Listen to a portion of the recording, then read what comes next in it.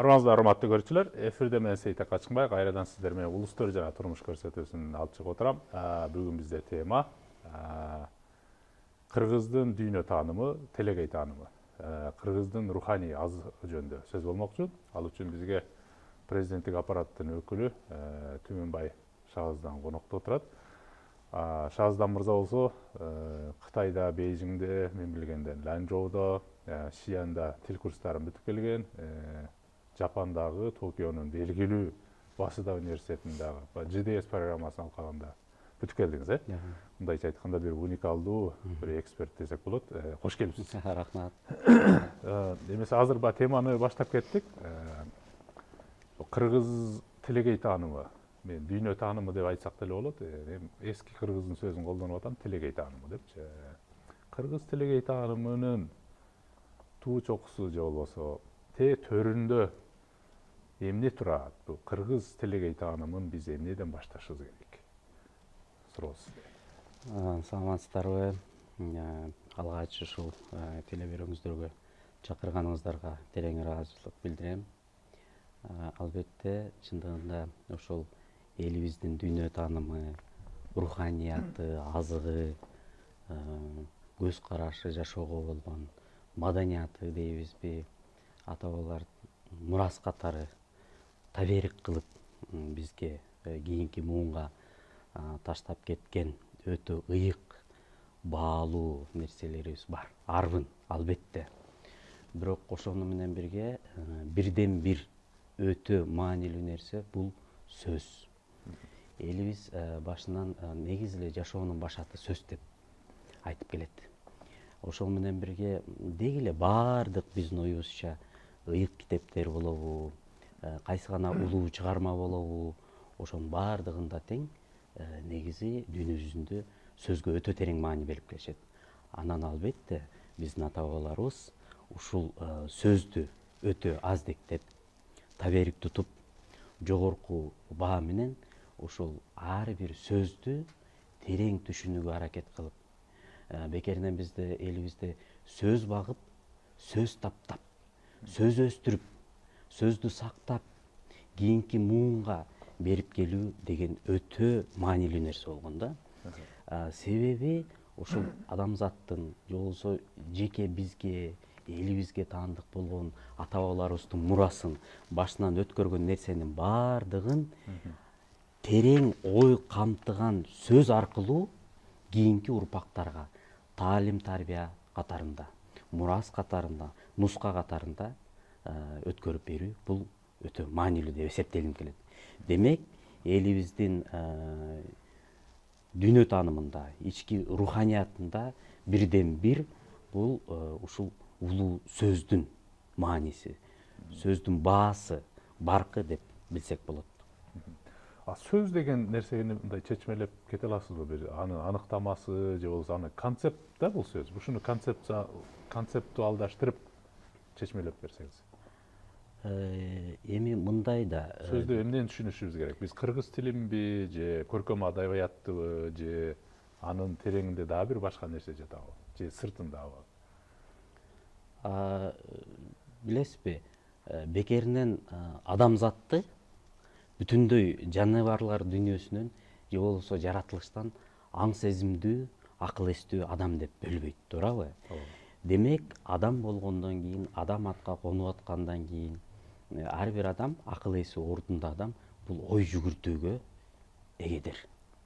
Бул биздин оюбузча ушул адамдын өтө чоң башка жаныбарлар дүйнөсүнө салыштырмалуу, мисалы, өзгөчөсүлүгү, жөндөмдүүлүгү деп эсептейбиз. Ал эми ошол ой болгон жерде, акыл эс болгон жерде сөзсүз түрдө ошол ойду камтыган, бири бири менен пикир алмаша турган, бири бирине маалымат жеткире турган курал болуш керек. Ал эми ошол курал бул албетте сөз. Сөздөн куралып, андан кийин анан тил. Ар бир элдин албетте өзүнүн эне тили, бизде ошол кыргыз тилибиз тилдин ошол формасы, күчтүүлүгү деп түшүнсөк болот.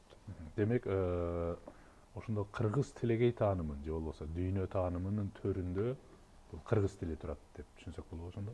негизи эле сөз. Негизи сөз Тил, турат, тил, сөз. сөз. Анан албетте эми бул кыргыз сөз- болгондон кийин бизге таандык бул биздин эне тилибиз. Бул сөз деген нерсе бул данышмандык менен пайда болуп атат да. Негизи биз ошо айтабыз го, макалаларды тигинден мындай депчи. Бул баардыгы келип баягы эмпирика, жашоодон, тажрыйбадан алынып турган нерсе да бул сөзчү. Демек бул тажрыйба болсо, демек бул тарых туурабы? Албетте. Бул биздин данышмандык. Ошонун баарын биз сөз деген бир сөз менен мындай топтоп айтып койсок болот. Ооба, ооба. Себеби ойду келди сүйлөш. Бул эми ар бир адам ойлонуп жатып алып деле ойду тогуну сүйлөй берет. Бирок орундуу сөз айтыш. Ошол ички дүйнөсү кандайдыр бир оор акыбалга учурап, мисалы, жашоо турмуштун себебинен дейбилиби, ар кандай шарттар болушу мүмкүн да. Дал ошол убакытта ошол адамга жылуу сөз менен айтып, сөздүн күчү менен ошондой акыбалдан чыгаруу бул ар бир адамдын эле колунан келе турган кудурет эмес. Демек, дал ошондуктан жогоруда айтылып кеткендей, ата бабаларыбыз мурас кылып башынан көптөгөн нерселерди өткөргөн ошол эле тарыхыбызды, мисалы, улуу баяндарыбызды жалаң гана биздин элибиз сөздүн күчүнө таянып урпактарга өткөрүп келген да. Демек, ушундан улам дагы бир жолу айтып кете турган нерсе, элибизде акындарды мисалы өлбөстүктүн үрөөнүн сээп турат деп коюшат, мисалы. Өлбөстүктүн үрөөнүн сээп турат дейт. Чечендерди балтаңдай, ширин таңдай акындар деп бекеринен урматтап, сыйлап келбеген. Ошол эле учурда эл арасында баары эле билет, өнөр алды кызыл тил дейт. Туурабы? Адам баласына жараткан ар кандай өнөр тартуулайт экен. Устачылыктан баштап, соодагерчилик болобу, же ошол эле ашпозчу болобу, ар кандай толгон өнөр бар. Бирок кыргыз эли ошол бир топ өнөрдүн ичинен, канчалаган өнөрдүн ичинен сөздүн ээсине ошол эле акындарды, же болбосо өнөр ээси деп сөздү туура сүйлөп, орундуу айтып, ата бабалардын мурасын так маалымат иретинде жеткирип келген улуу адамдарды бекеринен төргө коюп келген эмес да. Өнөрлөрдүн эң жогорку өнөргө ээси катары бекеринен баалап келген эмес. Бул чечен деген эмне бул? Чечен деген бул чечен улутубу деп кээде түшүнүшү мүмкүн да, кээ бир. Жок, албетте, бул жерде менин оюмча бул амоним десек болот да, баягы айтылышы жагынан бирок түздөн түз биздин кыргыз тилинде чечен деген сөздүн мааниси ошол жогоруда айтылып келген сөз таптап, сөз багып, капилеттен сөз таап, өтө оор кырдаалдарда, мисалы, бир гана сөз менен баардык согушту да токтотуп кое турган. Же болбосо дагы бир кыйчалыш мезгилдерде, элдин тагдыры жарга такалып турган кезде ошол чечендер элчиси болобу, өнөр акын болобу, кыскасы чечендик өнөргө ээ болгон адамдар ошондой акыбалдардан бүтүндөй элдин тагдырын сактап калган да. Анан чечен деген өтө жогорку деңгээлде наам берилген. Албетте, чечендер жакшылыктарда деле, жайчылыкта, тойлордо дагы айтылган, бирок ошол эң негизгиси биз элибизде баары бир сунулуп турган кылычка эмес. Себеби көчмөндөр эр жүрөк эл болгондон кийин ошол кылычты мизинен коркпостон айтылган сөзгө баш ийишкен да. Себеби сөздүн маанисин ушундай жогору баалап, баш кесмек бар, тил кесмек жок дейт, дал ошондон чыккан. Баш кесмек бар, тил кесмек жок деп, бул ар дайым кыргыз элинде эң алгачкы сөзгө эркиндик берет. Бул сөзгө эркиндик берилип келген. Сөздү таптайт, сөзгө маани берет. Ошондо дагы бир жолу айтам, албетте, өйдө томон эмес, орунсуз эмес, ошол таап айта турган болсо сөздү, ошол орундуу, жүйөлүү, максаттуу, анан түздөн түз натыйжалуу сөз боло турган болсо, албетте ошол айтылган сөзгө элибиз хан, бек, би, манап, кулу дебей бардыгы сөзгө моюнсунуп келишкен, баш ийишкен, ошого макул болушкан. Кызык идея. Бул сөздүн түпкүрүндө бул келип эле биз демократия деген түшүнүктүн миңдеген аныктамасы бар, бирок классикалык бардыгы макул болгон бир 3 критерий бар да. Бул атаандаштык, бул саясий атаандаштык, саясатка болгон бардыгын катыша алганга болгон укугу, анан эркиндиги, дагы бирөөсү бул сөз эркиндиги эмеспи? Бул деген демек сөз деген нерсенин тереңинде демек бул эркиндик дагы жатат окшойт анда, Сиздин оюңузду улай. Бир баары ушул улуу сөзүбүз, сөздүн күчү, жогоруда айтпадыкпы, ата бабаларыбыз башынан өткөрүп кетилген тарыхты, улуу баяндарды урпактан урпакка акындарыбыз, ошол эле манасчыларыбыз мына бүгүнкү күнгө чейин бизге жеткирип келип отурат. Себеби салыштырмалуу кыргыз элибиз ошол көчмөн, жарым көчмөн эл болгондон кийин биз көбүн эсе ошол сөзгө маани берип, улуу мурас баяндарды сөз аркылуу жеткирип келгенбиз да. Демек, манас дүйнөсү дагы, мисалы, манас эпосу дагы бекеринен ошол манасчыларыбыз аркылуу бизге өткөн жок. Демек, ошол эле манас эпосунда бир окуя бар, баарына эле белгилүү, ошол Көкөтөйдүн ашында кошой менен жолой салгылашат. Кошой менен жолой салгылашканда, күрөшкөндө, кошой менен жолой күрөшүп жатканда, ошол кошой абабыз жеңет эмеспи? Манастын жаргакчымын кийип алып. Жеңгенде анан ошол калмактар, жолой калмактын ханы болгондуктан калмактар абдан ичи ачышып, анан бул кыргыздар оюнду туура эмес ойношту, күрөштү башкача жасап коюшту, атайлап. Мен азыр манасына барабыз дагы жарга такап туруп, демек биздин жолоюбузду атайын жеңип алды, бул атаандаштык адилеттүү болбой калды деп жарга такаганда манас атабыз анын ачык эле айтат. Манас атабыз ошол сөздүн күчү менен жооп берет. Эгерде дейт, силер ойлогондой атайын жыккым келип, же болбосо жыктыргым келип кошой ата абабызга, же болбосо ушунча силерди чакырып алып ушул жерде согушкум келсе дейт, эмне үчүн мен деген ушунча элди, кары картаң, кемпир чал, бала бакыраны баарын чакырып алып ушинтип төгүлүп чачып абама аш бермек белем дейт. Демек, ашка чакырып алып урат же болбосо согушат деген жүйөлүк кебиңер бияка чындыкка жатпайт деп сөздүн күчү менен да токтотуп коет да. Анан жанагыны туура айтып атасыз, түздөн түз демек алгачкы кезекте баш kesmek бар болсо дагы деген уланысы болушу мүмкүн. Тил kesmek жок деген ар бир адамдын акыл эстүү адам болгондон кийин, бул эң биринчиден айбан болбогондон кийин ойлоого, пикир билдирүүгө, анан ошол пикирин айтууга укугу бар. Бул түздөн түз менин оюмча тубаса укук. Тубаса укук. Мейли томаяк болсун, мейли култукум болсун, мейли бейманап болсун. Ал эми баары бир адам болгондон кийин ал ата бабаларыбыздан келе жаткан ыйык канга сиңген салтта ошол пикир билдирүүгө укугу бар. Анан ошон үчүн дагы элибизде негизи кыргыздын өтө ыйык эки өнөрү деп айтып келишет да. Бул айтпадыкпы, жанатан бери сөз кылып аткан ушул сөз багып сөздү таптоо дейт. Караңызчы, жаныбарларды багып таптаса болот, туурабы? Өсүмдүктү өстүрүп, багып, сууюп өстүрсө болот. Бирок менин оюмча ар бир эле элде ошол сөздү да багыш керек, сөздү да тапташ керек. Сөздүн гүлүн терип, орундуу дагы сөз айтканга ар дайым акыл эсиңди, ой пикириңди топтоп турушуң керек деген ар бир эле элде болбосо керек. Бул биринчи өнөр элибиздин.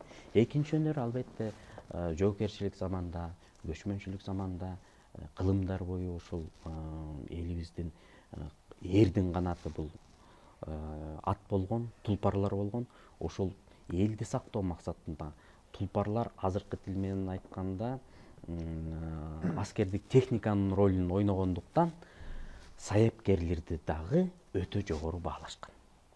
Мына эки чоң өнөрү. Мына саяпкер жөнүндө сөз кылып калдыңыз. Бул кыргыз баласы үчүн, кыргыз көчмөн үчүн өзгөчө. Бул жылкынын, аттын ролу чоң эмеспи?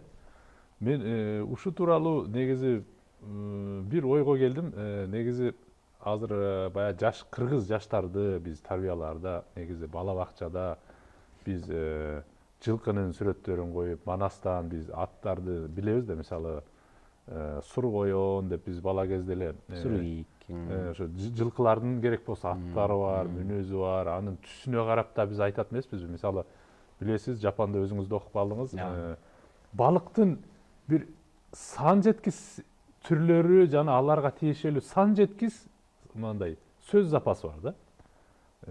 Тиги балыктын түрлөрүнө карап, аны сашими кылып жегенде билесиз, өзүңүз деле көрдүңүз. Анан ошол учурда бирок булар бизге таң калат эле. Жылкыны дагы биз жашына карап, жынысына карап, мүнөзүнө карап, колдонгон максатына карап, аларда бир нече аттар бар эмеспи? Чуркай алгандыгына карап, буттарынын монтип басышына же монтип басышына карапчы. Анан ушунча биз баягы бул деген нерсе кыргыздын жашоосу үчүн жылкынын ролу аябай чоң экен деп атабыз да. Бирок мен бир нерсеге баягында бирде ичимен ыраазы эмес болуп бир пикир жаздым эле бирде. Могу азыр Актан Акылай деген мультфильм бар, Негизи кыргыз тилинде чыгып атат. Анан мен өзүм Жапандан келдим, азыр ошо кыргызча мультфильмдерди көрсөтүп, кыргызча тарбия кылайын деп ошо баягы кичинекей кызыма көрсөтүп атам. Жакшы көрүп атат. Бирок бир гана нерсе, ал жерде ошо кыргыз тили кичине жасалмалуу орус тилинин эле бир немесиндей да, баягындай которулгандай. Мындай деген акценттери, да, конечно деген эле орусча сөздү кыргызчалап айтып аткандай болот. Бир, экинчиси баягы жылкыга тиешелүү. Ал жерде негедир годик эшек бар да, негедир.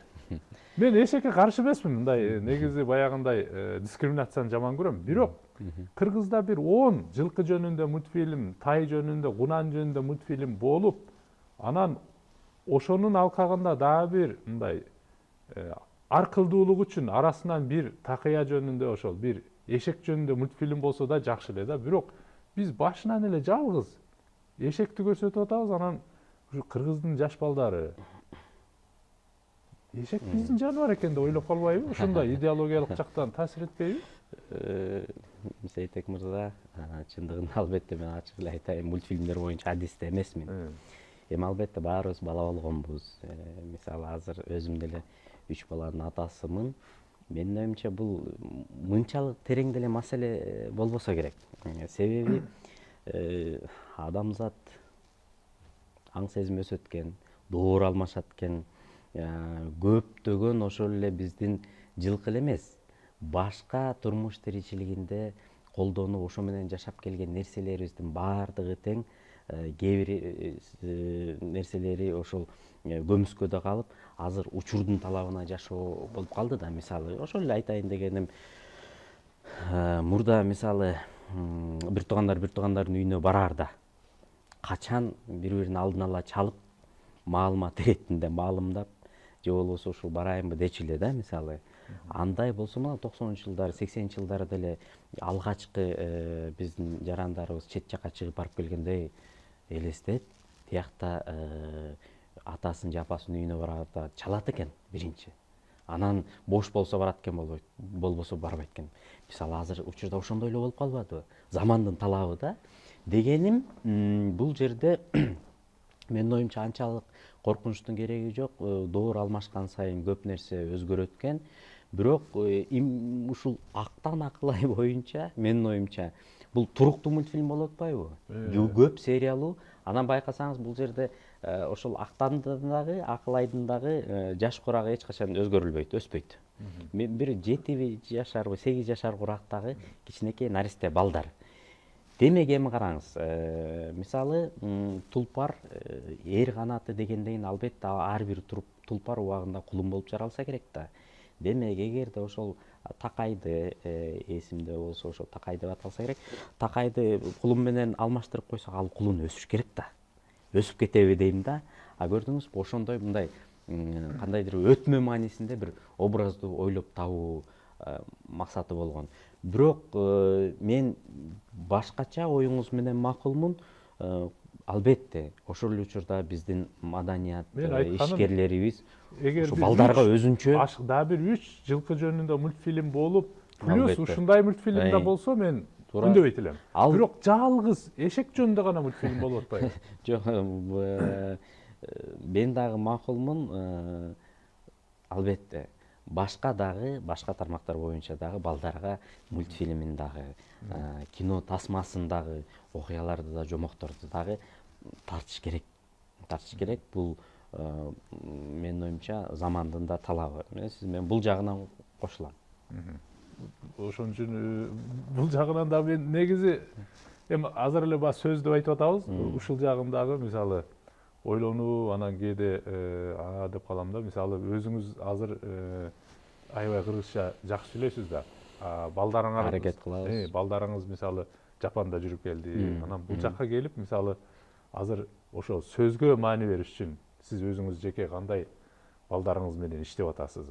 Балдарыңыз дагы мисалы кыргыз тилди билип калышына кам көрүп атасызбы? Албетте. Алар Бишкекте жүргөндө эми мышыктар күчүктөрдөн бери баары орусча билет да, мисалы көчөдө эгер күчүк көрсөк, фас дебесең, ал үрбөшү мүмкүн да. Ала күч десең түшүнбөшү мүмкүн азырчы керек болсо. Билесизби, мисалы жеке биздин үй бүлөнүн мисалында кыргыз тили маселеси кооптуу эмес. Маселе дагы эмес. Мен ушуга тагдырыма ыраазы болом. Албетте ата энеме ыраазычылыгымды билдирем. Себеби менин апам өзү кыргыз тил мугалим. Анан сиз туура белгиледиңиз, бул тил жандуу нерсе. Себеби ошол тилди адам баласы, тирүү адам сүйлөп аткандан кийин дагы да айтам, ошол тилди багыш керек, тапташ керек, тилдин үстүндө иштеш керек. Өтө чоң тарбиячылык мааниге ээ боло турган нерсе да. Дал ошол себептен мисалы биздин үй бүлөдө толук мен мисалы өзүмдүн ата энем менен, өмүрлүк жарым менен, балдарыбыз менен пикир алмашуу, сүйлөшүү толук кыргыз тилинде өтөт. Жүрөт кыргыз тилинде. Ага кантип жетиштиңиз? Бул мындайго, мен жана жогоруда айткандай, бул ата энеден, өзгөчө энеден өтө чоң көз каранды. Энеси кайсыл тилде сүйлөп, баласын ымыркайды бешиктен төрөлгөндөн баштап бешикке салып, же кыскасы ошол ымыркайды эне эртеден кечке бала менен болот да, атага салыштырмалуу. Кандай формада, кайсы тилде баласына мамиле кылса, кантип эркелетсе, балага сиңет ошол. Толук түрдө. Мен буга 100% ынайм да. Анан албетте айлана чөйрөсү экинчи фактор. Бул ошол эле биздин кичинекейибизде чоң энелерибиз, тая энелерибиз, туугандарыбыз болгон. Анан азыркы учурда албетте бакчадагы кандай болсо ошондой ролду ойнойт да. Бирок баары бир энеге келип такалат. Энеси ошол баланын аң сезиминде кайсыл өзөктү, кайсыл фундаментти түптөгөн болсо, кайсыл тилде, ал ошол багытта кетет экен баары бир. Анан мектеп курагына келгенде дагы бирден бир өтө маанилүү нерсе, албетте кайсыл тилде окуйт бала.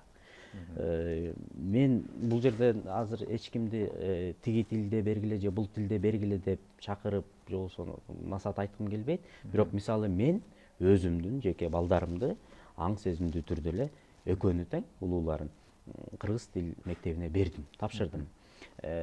Себеби мен ар тараптан ойлонуп анализдеп дагы көрдүм да. Сиз айткандай, Японияга барып жашап келдик 2 жыл. Үйрөнүп кетишти, сүйлөп калышты. Бирок ошол эле учурда азыр эми ал кезде кичирээк эле унутуп калышты. телевизорду сайсак орусча, айлана чөйрө Бишкекте көбүнчө басымдуулук кылып аткан бул өзү курдактуу балдар бүт орусча, бакча орусча.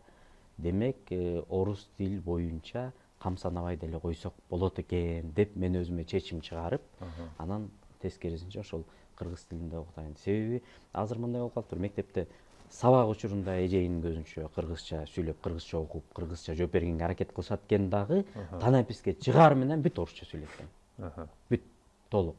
Бул боюнча мисалы менин оюмча анчалык коркунуч жок. Бирок тескерисинче мен жумушта дагы коллегаларым менен иштеп атканда деги эле кез-кезде чоң иш чараларда жолугушуулар болуп калабы, мен көрүп атам.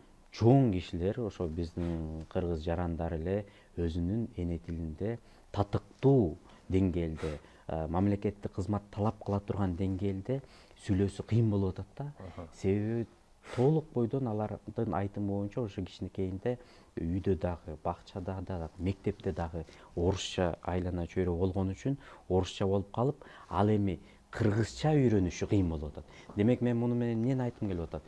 Сиздин деле ата энеңиз, биздин ата энебиз, биз өзүбүз деле кыргызча окуп, бирок ошол эле учурда мен азыр орус тил боюнча дагы өзүмдү эч кандай кемсинүүдү сезбейм.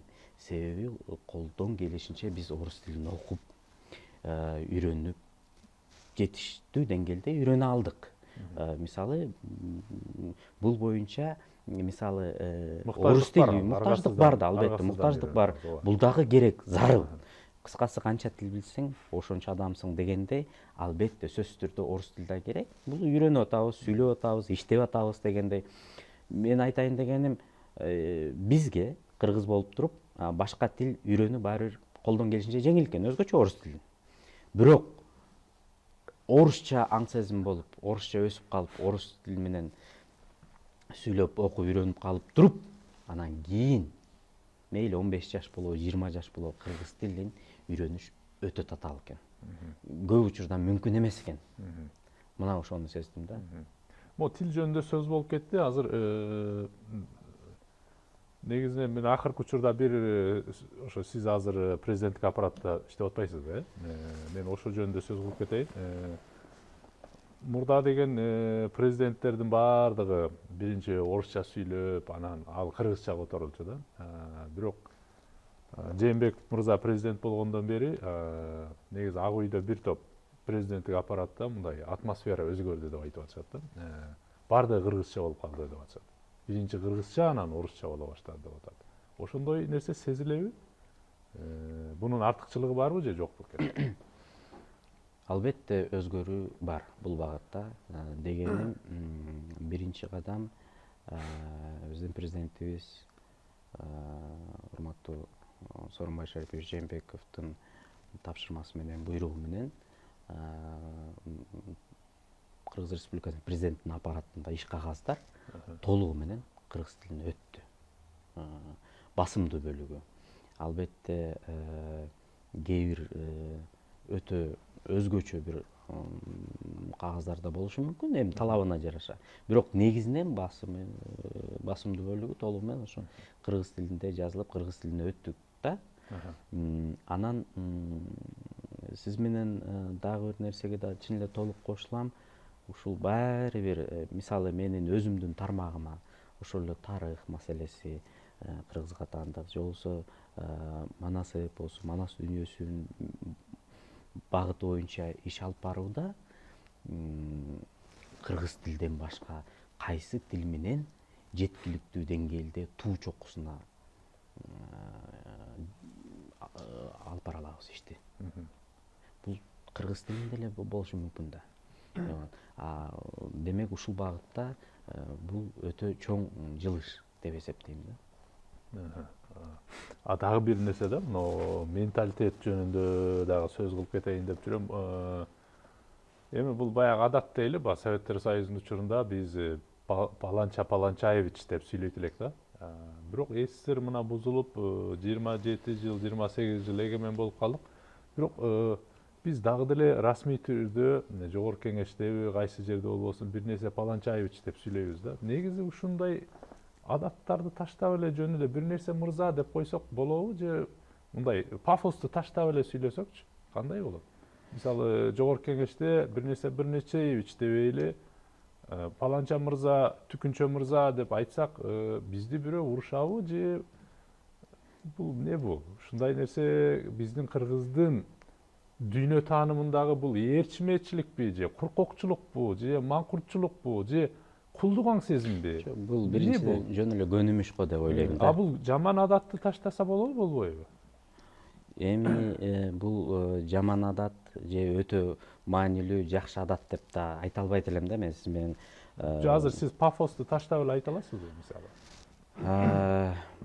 Буга кандай мен жеке өзүм оюм да, бул багыт боюнча сиз суроо берип калдыңыз. Чындыгында бул негизинен азыр деле туура айтасыз, өзгөчө мамлекеттик кызматта, жогору тепкичте, төмөндөгү тепкичте кызматкерлер арасында бири-бирине кайрылуу бул көбүнчө көнүмүш адат болуп калды го деп ойлойм да. Себеби билесиз, мисалы ушул расмий биз Советтер Союзунун курамына кирерден мурун кыргыз өзүнүн толук дүйнө таанымы менен, өзүнүн жашоосу менен жашап келип, албетте ал кезде эч ким Ович, Ивич деген эмес. Ал эми бул өзүнүн системанын талабы болсо керек ошол кездеги. Анан Советтер Союзу эгемен мамлекетпиз да. Ошого келатам да. Советтер Союзунун орношуу менен менин оюмча азыркы формадагы, азыркы типтеги мамлекеттик кызмат орундашты да, алгачкыларын, туурабы? Баягы партком деп жетекчиси, же тиги жетекчи, бул жетекчи деп. Демек, жаңы формадагы кызматтык мамиле пайда болгондон кийин Ович, Ивичтерди да киргизилди дагы. Анан 70 жыл бул баары бир чоң. Баягы 50 жылда эл жаңы дейт. Демек, толугу менен 1-2 муун алмашкандан кийин бул көнүмүшкө айланып калды болуш керек да. Демек, сиз бул маселеге карагандай, мисалы, маселе катары деп бул суроону берип аткандай баардык эле ойлобойт андай. Сиз үчүн принципиалдуу, бирок принципиалдуу оорулуу маселе деп ойлойм мен. Бирок бул көп үчүн жөнөкөй эле нерсе деп ойлобойм да. Биз эгер жаман адатты таштасак, жашообуз 100% өзгөрөт. Анда ага дагы убакыт керек болот. Мисалы, Сейтек мырза деп баштасак, 28 жыл, мисалы 28 жыл аздык кылабы. Эгер дагы 28 жылдан биз канча болот? Айталы ошол эле учурда Прибалтика мамлекеттери, Грузияны айталы, Арменияны айталы, эч ким антпейт экен ал жерде. А биз улуу элбиз деп мактанып атпайбызбы? Кыргыздын дүйнө таанымы деп айтып атпайбызбы? Биз кыргыздын руханий азыгы деп айтып атпайбызбы? Анан ушунча кыйын элге эмне үчүн 28 жыл жетишпей атат? Менин оюмча муктаждык керек ал үчүн. Объективдүү түрдө муктаждык керек. Ошол мырза дегенге, айым дегенге. Бул принципиалдуу маселе. Эгерде бирөө баштаса, балким 1-2 болуп, 3 болуп, андан ары көбөйүп кетиши мүмкүн. Табигый түрдө да. Анан бул боюнча толук үстүнөн мындан ары Ович болбойт деп кайрылбагыла деген канчалык болуп калат мен билбейм да. Демек, мисалы, бул баягы эле кыргыз тил маселесинде го дейм да, бул эч кимге деле жашыруун эмес. Бишкек шаарында мектеп окуучуларынын басымдуу бөлүгү орус тилинде окуйт. Себеби ата-энелердин өзүнүн тандоосу ал чындыгында. Демек, басымдуу бөлүк ата-энелер борбор калабызда балдарын орус тилин берүүгө ыктыяр. Азыр макул. Бул боюнча дагы мен эркин тандоосуна каршы болгон жокмун. А жөнүндө такыр айткан жокмун. Ким кайсы тилди үйрөнсүн, ким кайсы тилди мектепке барсын деген жөнүндө сөз козгогон жокпуз. Айтып атабыз, мисалы расмий айталы, жогорку кеңеште айталы. Бүгүн 120 депутат болсо, оюмча анын ичинен жалаң орус тилдүү, орусча гана ойлонуп сүйлөгөндөрү аш барса 30 депутат болуш керек. 90-ы кыргыз да. Ошо баягы бир күмөн бир кудул айтып жүрөт го. Айылга алыста айыл болот да, СССР учурунда райондун борборуна күнүнө бир эле жолу автобус каттачу да. Анан ошондой эле айылдардан келгендер, негизичи.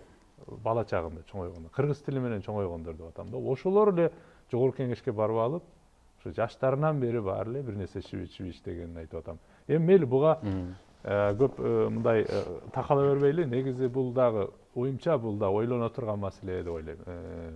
Экинчиси кеттик эми.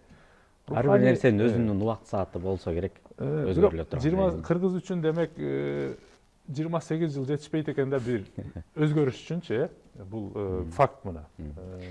Кыргыздын руханий азыгы дейли. Бул биз эмнеден азык алып атабыз? Биз СССРдин эле калдыктарынан алып атабызбы же баягында Рыспай Манасчы келип кетти, бир кызык нерсени айтып кетти да. Бул аян деген нерсени сурасам, негизи аян маанилүү дейт, бирок аяндан дагы эмгек маанилүү деп атат да. Манасчы болуш үчүн көп эмгек керек экен деп атат. Эгер аян эле болгондо дейт, баары эле аян алып алып, эртең эле манасчы болуп чыга келмек дейт. Аябай керек болсо Саякбай Манасчы дагы, Саякбай атабыз дагы керек болсо ушунчалык баягы өзү жакшы көрүп калган манасчы болсо, өзүм үйрөнгүм келди десе, ошонун артынан ээрчип, короосуна чейин барып, отунунан бери жарып, ошонун жанында жүрүп, айтканын угуп, жаттап, эмгектен үйрөнгөн дейт да. Биз ушул аспектин унутпай атабыз бекенбиз дейт да кыргыздарга. Бир өнөрдү үйрөнүүдө эмгектенүү жөнүндө сөз анча айтылбай калгандай. Барбы бул нерсе кыргыздын руханий азыгында? Мындайда жогору жакта айткандай ошол акындарыбыз, чечендерибиз, манасчыларыбыз эң ириде ар бирөөнүн көкүрөгүндө көрөнгө болуш керек.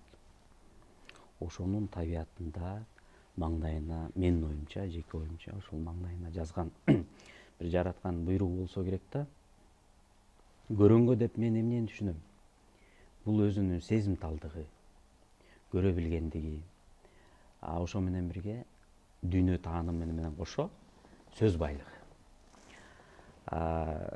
Мына азыр мындай эгерде ойлоп көрсөк, менин оюмча учурдагы 21 кылымдын 18-жылындагы орто кыргызды алсак, анан ошол эле 100 жыл мурунку, 200 жыл мурунку орто кыргызды алсак, экөөнүн сөз байлыгы өтө чоң болуш керек, айырмачылыгы. Дегеним, биздин мурунку муундардын сүйлөө кудурети, сөз байлыгы кыргыз тили боюнча албетте өтө кеңири деп мен терең ишенем да ошогочу.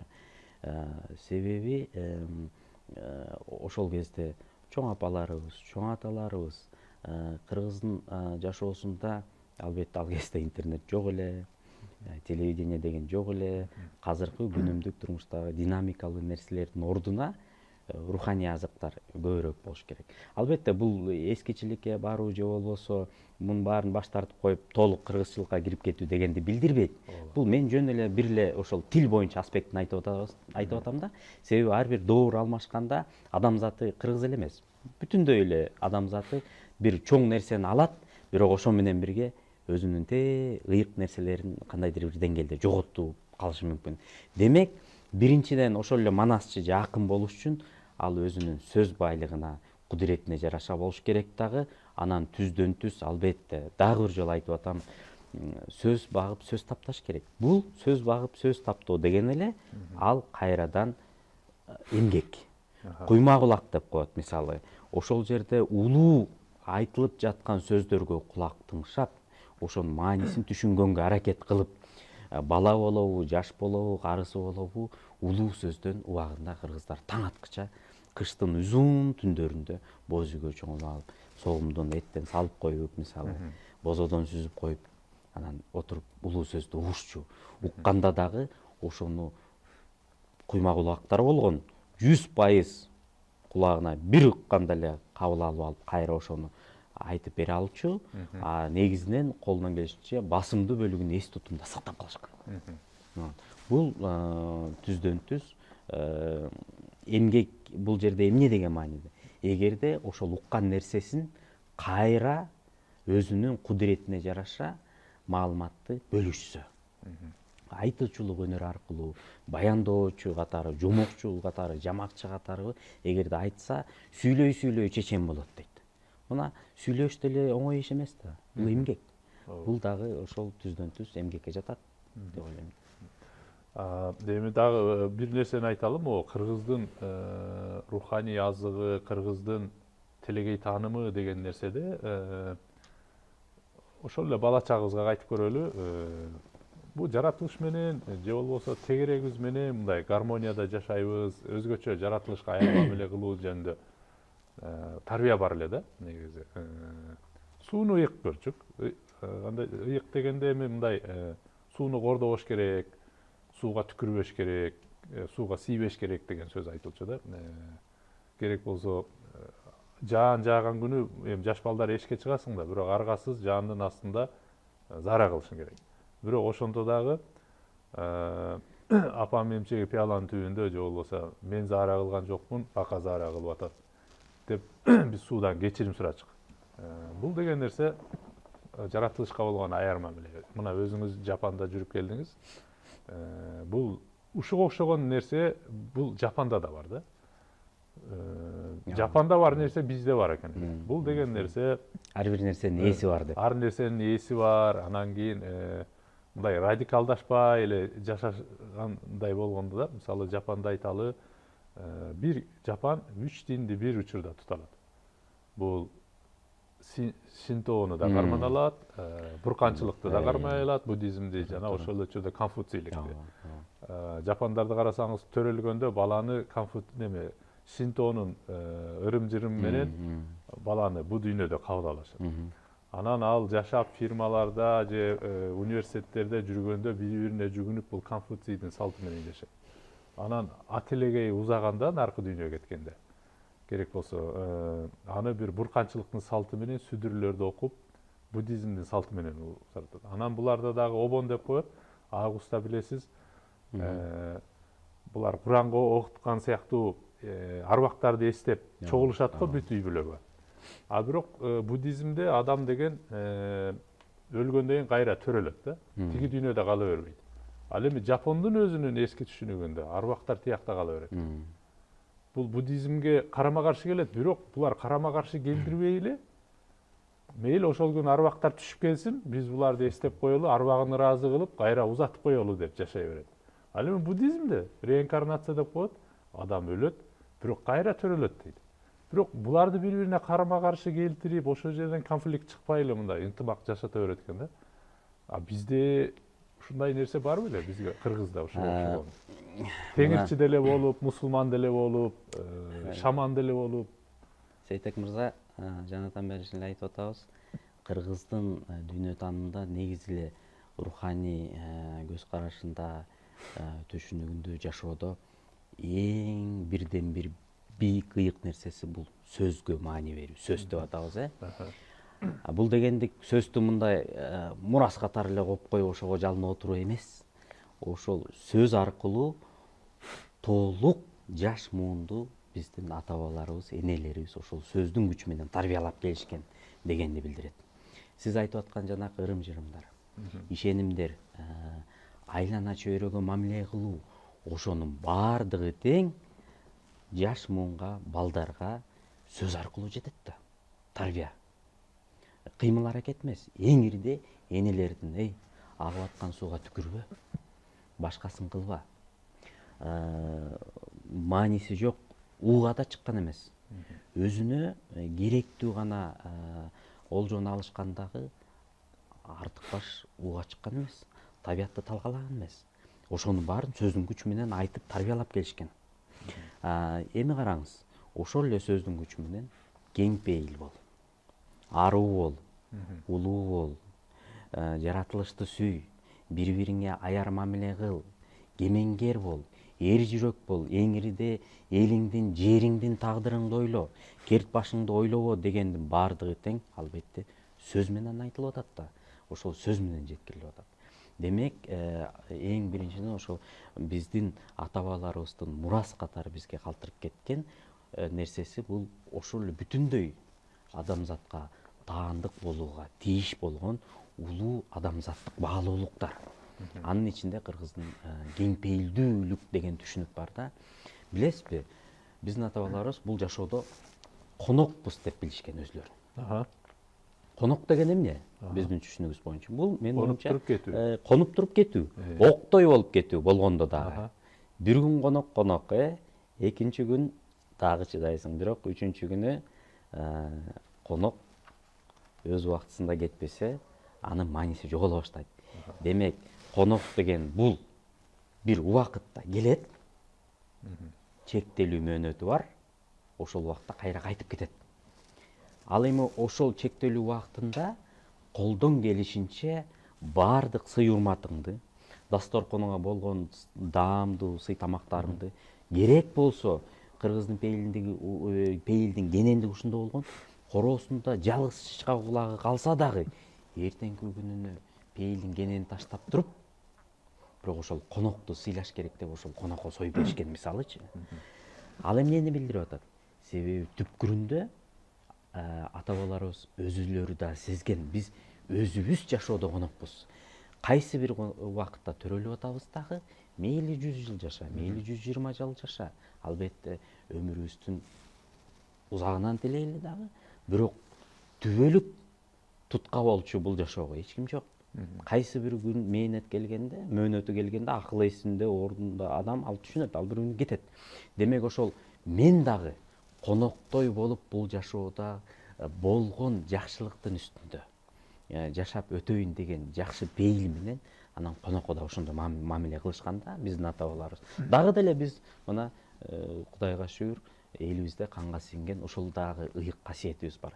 Демек эми караңыз, ушул мөөнөт, чектелген мөөнөттө конок болуп жашасак, ошонун ичинде арзыбаган нерселер болобу, кандай болсо дагы ошол анча-мынча нерсеге башыбызды оорутуп, нервти коротуп, урушуп, талашып, түбөлүк жашай тургандай болуп, ошонун зарылчылыгы барбы деген нерсе болгон да.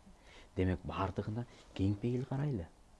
Колдон келишинче жаратылыш менен дагы анын ичинде ата бабалардын улуу мурастарын ыйык тутуу менен адам деген атты татыктуу деңгээлде көтөрүп жашап өтүп кетели деген тилек менен жашап келишкен. Анан менин оюмча, жеке оюмча, кыргыздын ошол кеңпейилдүүлүк деген нерсесинин ичинде жатат. Билесизби, кыргыздарда, тарыхыбызда бир дагы олуттуу өтө түпкүрүнөн талкалап кетчү диндин негизинде кайсы гана дин болбосун согуш болгон эмес. Эч качан бул динди жамандап алып же экинчи динге каршы биздин ата бабаларыбыз эч качан согушкан эмес экен. Ошол эле Манас эпосунда түздөн түз эл жер деп, баскынчыдан элди бошотуу максатында, элди сактоо максатында албетте согуш жүргөн. Бирок дагы бир жолу айтып атам, диний согуш жок эч жерде. Диний ушунчалык жогорку деңгээлде түпкүрүнөн биз ушул дин үчүнбүз же болбосо бизге ушул башка диндин кереги жок деген мааниде согуш болгон эмес. Албетте болбой эле койсун. Бирок дагы бир жолу айтам, ошол мекен үчүн согуш болгон. Мекен үчүн согуш. Эркиндик үчүн, мекен үчүн, баскынчылардан, душмандардан ал багытта согуштар болгон. Эми азыр дагы бир жакшы нерсе айтып кеттиңиз. Негизи заман өзгөрүп атат дедик, мейли такай болсун деп айттык. Тилдин өзгөчөлүгү убакытка жараша өзгөрөрүн айтып атабыз. Мындай нерсени тана албайбыз. Бирок кыргыздын тилегей таанымында пландаштыруу деген барбы? Биз Кудай кааласа болот, Кудай кааласа деп көп учурда өзүбүз эч нерсе аракет кылбайбыз. Жаратканга табыштап кое беребиз. Бирок конокпуз деп элечи. Бирок мүмкүн ошонун дагы калдыктарыдыр. Биз ушуга чейинки бир нече өкмөттөр, мисалы, мына дижиталдаштыруу, цифралаштыруу, камераларды коюу деген сыяктуу бир нече жолу же ГЭСти куруу боюнча болобу, же мына азыр Бишкек Ош жолун куруу альтернатив жол. Дайым айтсак, бирок дайым убакыттан кеч калат. Бул кыргыздын аң сезиминдеги пландаштыруунун жоктугунанбы деген дагы кээде суроо болот да өзүңдүн ичиңенчи. Кыргызда план коюу деген түшүнүк жок болчубу? Анан болобу келечекте ушундай биздин дүйнө таанымыбызда? Мындай Пландап жашоо, баланы да пландап жасоо деген сыяктуу. Менин оюмча мындай да, ошол эле 100 жыл мурун, 200 жыл мурун элибиздин ата бабаларыбыздын жашоо шарты такыр башкача болгон, туурабы? Ошол толук ошол 100 жыл мурунку аң сезим менен, 200 жыл мурунку дүйнө таанымы менен толук жашоо мүмкүн эмес чындыгында. Өзүңүз айткандай, дүйнө ааламдашуу болуп, мына 3 индустриалдык революция артта калды, келе жаткан 4-чү индустриалдык революция деп атат мисалы. Ошол типте баары бир каалайбызбы, каалабайбызбы, дүйнө элдери менен бирге жаңы доорго биз бир планетада, бир жер энеде жашап аткандан кийин биз кадам таштоого аргасызбыз.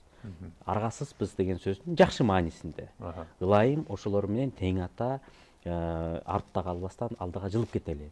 Демек, ушул багытынан алганда менин жеке оюм ошо ыйык мурастарды, салт санаабызды, маданиятыбыздын болгон жакшы жактарын камтып, өзүбүздө сактап калуу менен бирге учурдагы адамзаттын өнүгүү жолунда процесстердин алкагында биз дагы ошол нерсеге баш ийишибиз керек. Анын ичинде сиз айтып аткан ошол пландаштыруу, бир нерсени багыт коюп туруп максаттуу түрдө ошого жетүү сөзсүз түрдө ушул бар деп ойлойм. Буюрса келечекте ошого жетишибиз керек эл катары. Болбосо анда албетте биз өмүр бою эле баягы эми болот, анан болуш керек деген менен жүрө беришибиз мүмкүн. Бул замандын талабы. Айтып атпаймынбы, ошол бардык элибиздин жогорку баалуулуктарын сактап калуу менен бирге жаңы нерсенин жакшы жактарын, оң жактарын дагы айкалыштырып, талабына жараша пландаштырыш керек болсо пландаштырып, максат коюп жетиш керек болсо жетиш, ошол жолго да өтүшүбүз керек. Эми сиздин өзүңүздөн сурай турган нерсе, руханий азыгыңыз эмне? Неден азыктанасыз руханий жактан? Материалдык жактан мен билем айлыгыңыз дейли, же болбосо мүмкүн да бир жерде уюштурган бизнесиңиз дейли. Руханий азыгыңызчы? Руханий азыгыңыздын булагы эмнеде? Менин жеке өзүмдүн руханий азыгым жогоруда айткан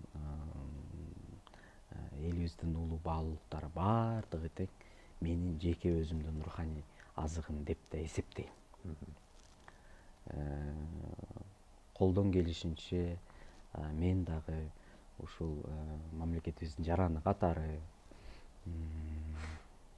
ата бабаларыбыздын мурастарын андан ары тереңдеп изилдөөгө, ошондон руханий азык алууга, тактап айтканда мисалы элибиздин тарыхын, Манас атабыздын элибизге кылып кеткен эмгегин изилдөөгө далалат кылып, ошондон руханий азык алганга аракет кылам. Мына түздөн түз менин оюмча биздин ошол маданиятыбыз, баалуулуктарыбыз ошол азык. Кытайдан эмне таптыңыз, Жапандан эмне таптыңыз? Мен ушул жерде бир уникалдуу өзүмдүн башыман өткөргөн нерсе да, баягы 18-20 жашта башка чет тилдерди үйрөнүп аткан кезде мен ойлойт элем, мен кыргызча сүйлөй алам, кыргызды түшүнө алат экенмин. Эми жаштык максимализм менен ойлоносуң да. Эми дагы да дүйнөнү багындырыш үчүн, замандан артта калбаш үчүн, демек Кытай тилин үйрөнүш керек экен, англис тилин үйрөнүш керек экен, дагы да болсо колдон келишинче дараметке жараша чет тилдерди үйрөнүш керек деп чындыгында жаш кезекте ошондой баштаганбыз. Бирок аягы келип ошол чет тилдерди үйрөнүү, дүйнөнү башка элдердин маданиятын изилдөө, ошолорду түшүнүү болуп дагы өзүңдүн кыргыз тилиңди, кыргызды, дүйнө таанымын, мурасын түшүнүүгө өтө чоң жардам берет экен, өтө чоң түрткү берет экен. Кыскасы мындай айтканда, бир казандын ичинде эле кайнай берсең, эч нерсе менен аны салыштыра албасаң, башка казанда эмне кайнап атат? Мына эң маанилүү нерсе. Бул өтө маанилүү экен. Демек мен айтайын дегеним, ошол чет тилдерди үйрөнүүгө аракет кылуу менен бирге дагы бир жолу өзүңдүн элиңдин, ошол тилиңдин маанисин түшүнөт экен. Себеп жөнөкөй эле сөздөрдү Кытай тилинде бул мынтип айтылат экен. Ал эми япон тилинде мындай, ошол эле англис тилинде карасаң мындай айтат экен. Орус тилинде мындай болуп атпайбы? Же болбосо кээ бир сөздөрдү, кыргыз тилиндеги сөздөрдү башка тилден такыр таба албайсың. Аналогиясын табыш кыйын да. Көп учурда кыйын болуп калат. Демек, ошол сөздү таба албагандан кийин башка тилден ал сөз сага башкача орунда болуп калат да, аң сезимиңдечи. Балким жогоруда берилген сурооңузда ушу менен кандайдыр бир деңгээлде түшүндүрсө болот. Башка тилде ошол эле жол жобо болобу, тартип шарттары болобу, мыйзамдары болобу өтө маанилүү. Жазылып туруп анан кыргыз тилге которулганда, мен көп эле кыргыз тилчи коллегалар менен макул болсо керек, такыр супсак болуп калат да, өлүү тил болуп калат. Мына ушунда болушу мүмкүн. Азыр мен дагы бир нерсе эсиме келди. Биз башка тилди үйрөнүп атканда өзүбүздүн тилибизди дагы жакшы үйрөнөбүз да. Мисалы кыргыз тилинде коюп кой дегенде эки жолу койду айтабыз да. Бирөөндө кой дегенде чындап эле мына коюп аткан процессти айтабыз. Экинчисинде коюп кой деп айтып атат. Мен мисалы эмне үчүн кыргыз тилинде ошо коюп кой, айтып кой дегендеги коюн, экинчи айтылган коюн маанисин түшүнчү экен да. Мындай автоматтык түрдө айтып берет экенбиз, бирок ал эмнеге айтылыш керек экенин билчү экен. Мен жапон тилди үйрөнгөндөн кийин мен дагы ошону билдим. Себеби жапон тилинде дагы эки жолу айтылат. Ойто ойте дейт. Үттө ойте дейт. Стайто ойте дейт. Жеткирип койчу деген. Ошо кой дегенин экинчи жолу эмнеге айтылганын мен ошондо жапон тили аркылуу, же болбосо корей тилинде да ошондой айтылат да. Анан деп биз тамырыбыз бир, маңызы мында турбайбы деп, бул деген нерсе биз кыргыздын дүйнө таанымын түшүнгүбүз келсе, тилегей таанымын, руханий азыгын билгибиз келсек, негизи мүмкүн бүгүн Жапон менен Корейдин дагы мурдагы тарыхын, алардын тилин дагы мындай сүңгүп, кыргыз тилине салыштырып үйрөнүп көрсөк, кайсы бир деңгээлде мындай өзүбүздү да тереңирээк түшүнө баштайт экенбиз. Албетте да. Мен да ошондой жыйынтыкка келем. Албетте, сөзүңүзгө улай эле, мисалы ошол тилден тышкары, тил үйрөнүү менен бирге ошол Кытай элинин эмгекчилдигин. Сиз да мен да жакшы билесиз, ушунчалык эл көп болгондон кийин жашоого басым өтө жогору, күчтүү да. Бул жерде мындай түздөн түз эртеден кечке колдон келишинче эмгек кылып окуп иштебесе, Кытай жараны катары жашап кетүү өтө кыйын. Ал эми япондордо болсо, бул албетте өтө жогорку деңгээлде тартип, эң биринчи кезекте тартип. Билесиз да, сиз тартип, мыйзам, шарт баардыгына бирдей иштейт. Сен императордун баласы болсоң дагы деген өзлөрүнүн бир айтылып жүргөн сөздөрү бар да. Ким болбосун тартип бирдей иштеш керек деп. Анан коомчулукта бири-бирине болгон мамиле, коомдук нерсеге болгон мамиле, коомчулукта сыртта болгон адамдардын бири-бирине болгон мамилеси, анан тазалык, ушул нерселери дагы абдан жакшы таасир берди да. Менин оюмча ушул элдерден жакшы жактарын алсак, бизде келечек кенен буюрса.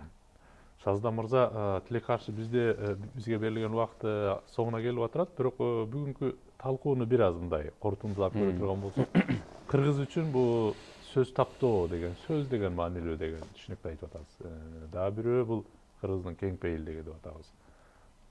Анан дагы сөзүңүздөн, бирок буга сиз аныктама берген жоксуз, бирок убактысы келер деген нерсе бул кыргыз үчүн революциялык өзгөрүү мүмкүн эмес деген нерсени түшүнүп атам да. Кыргыз үчүн эволюциялык өзгөрүү гана керек экен депчи. Үчүнчү нерсе. Бул төртүнчүсү, бул кыргыз өзүнүн эле согунда кайнай бербей, башка тилдерди үйрөнүүсү бүгүн маанилүү экенин айтып атабыз. Албетте. Башкаларды үйрөнсөк, биз башкаларды билсек, өзүбүз менен өзүбүздүн ким экенибизди биз түшүнүп, салыштырып, могул жактан биз өксүк экенбиз, могул жактан биз артта калыппыз деп өзүбүздү түшүнгөнгө жардам берет экен. Демек биз сыртты көбүрөөк билишибиз керек болуп атат, туурабы? Россияны эле биле бербей, Американы, Жапанды, Кытайды билишибиз керек экен. Албетте. Аламдашуулорунда өтө маанилүү ал нерсе. Эмесе Шааздан мырза, бүгүн атайын келип кызыктуу маек кылып бергениңизге мен чоң ыраазычылык билдирем. Урматтуу көрүүчүлөр, эмесе биздин бүгүнкү улустөр жана турмуш көрсөтүүбүз соңуна келип отурат. Бүгүн бизде тема болсо кыргыздын руханий азыгы, кыргыздын телегей таанымы жөнүндө сөз болду. Ал үчүн бизде президенттик аппараттын өкүлү Шааздан Түмөнбай мырза конокто болду. Эмеседен кайрадан көрүшкөнчө жакшы отуруңуздар.